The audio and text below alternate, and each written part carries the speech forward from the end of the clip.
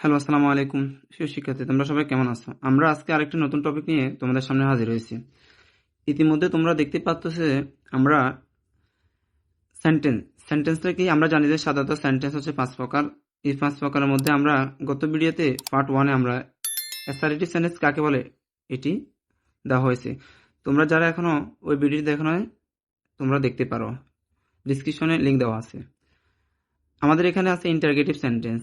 Interrogative মানে হচ্ছে প্রশ্ন। ইন্টারগেটিভের অর্থ হচ্ছে প্রশ্ন, সেন্টেন্স মানে বাক্য, মানে এটা হচ্ছে যে বাক্যে শুধু প্রশ্ন করে বা জিজ্ঞাসা করে।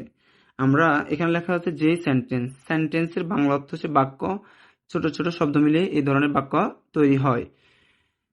কোনো প্রশ্ন হচ্ছে যে তুমি কোথায় যাচ্ছ, তুমি কি করো, তোমার বাড়ি কোথায়, তুমি কোন শ্রেণীতে পড়ো, তোমার আব্বু কি করে, তুমি কি করো, তুমি কেন পড়া পারতেছো না, এই ধরনের বাক্যকে আমরা সাধারণত প্রশ্ন বলা হয় বা ইংলিশে বলা হয় ইন্টারগেটিভ। বা জিজ্ঞাসা মানে কারো কাছ থেকে কোনো কিছু জানা, এই যে ছেলে তুমি কি করতেছো, তুমি এগুলা করা ভালো না, এগুলা কেন করতেছো, এই ধরনের বাক্যকে আমরা সাধারণত জানি জিজ্ঞাসা করা হয়, তাকে ইন্টারগেটিভ সেন্টেন্স বলে। চিনার উপায়, আমরা জানি প্রত্যেকটা সেন্টেন্সে কোনো না কোনো উপায়ের মাধ্যমে আমরা ওই সকল সেন্টেন্সকে চিনে থাকি। আমাদের এখানে চিনার উপায় হচ্ছে দুইটা। একটা চিনার উপায় হচ্ছে কয়টা? দুইটা। একটা হচ্ছে প্রশ্নবোধক চিহ্ন। প্রশ্নবোধকটা কি? আমরা জানি কোনো বাক্যে যখন কাউকে প্রশ্ন করা হয় তখন বাক্যের শেষে প্রশ্নবোধক চিহ্ন থাকে। সাধারণত আমরা এটা জানি, ইংলিশে বলা হয় কোশ্চেন মার্ক। দ্বিতীয়ত হচ্ছে সাহায্যকারী ভার্ব। এখন সাহায্যকারী ভার্বটা আমরা জানি এটাকে বলা হয় অক্সিলারি ভার্ব, AUXILIARY। এই অক্সিলারি ভার্ব কয়টা আছে? এই যে কোনো এই 24টা থেকে যে কোনো একটা ভার্ব যদি কোনো বাক্যে থাকে বা বাক্যের শুরুতে থাকে তখন আমরা ধরতে হবে যে ওই প্রশ্নটা হচ্ছে আমাদের ইন্টারগেটিভ সেন্টেন্স। এখন আমরা ইন্টারগেটিভ সেন্টেন্সে আমরা জানি স্ট্রাকচার, যেটাকে আমরা বাংলাতে বলা হয় রুল বা সূত্র।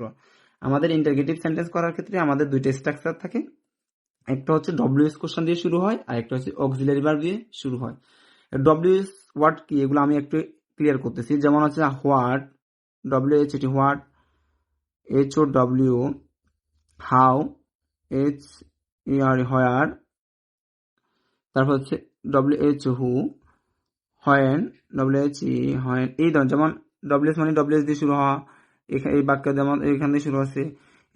এরপর আমাদের শুরু আছে যে কি দিয়ে, হয় ডব্লিউএস আছে, এরপর ডব্লিউএস আছে, এরপর ডব্লিউএস, মানে যে সকল বাক্যের প্রথম বাক্যে মানে প্রথম শব্দে ডব্লিউএইচ ওয়ার্ড দিয়ে শুরু হয় তাকে সাধারণত ডব্লিউএইচ ওয়ার্ড বলে। যেমন আমরা এখানে একটু আমাদের স্ট্রাকচার বলতে প্রথম হচ্ছে ডব্লিউএইচ ওয়ার্ড, এরপর হচ্ছে অক্সিলারি ভার্ব, এরপর হচ্ছে সাবজেক্ট, এরপর হচ্ছে এমবি। এমবি মানে হচ্ছে মেইন ভার্ব। এমবি মানে কি আবার বলতো? মেইন ভার্ব, এর প্লাস কোশ্চেন মার্ক। এখন আমরা একটা স্লাইড কাজ করব।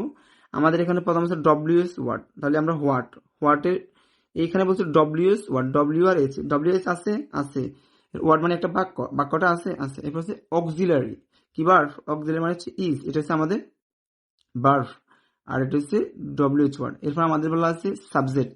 সাবজেক্ট আমরা সাধারণত জানি দুইটা জিনিস হয়, এটা হচ্ছে নাউন এবং প্রোনাউন। আমাদের এখানে ইউর আছে, ইউরটা হচ্ছে প্রোনাউন, তাহলে আমাদের ইউটা হবে আমাদের এখানে কি সাবজেক্ট।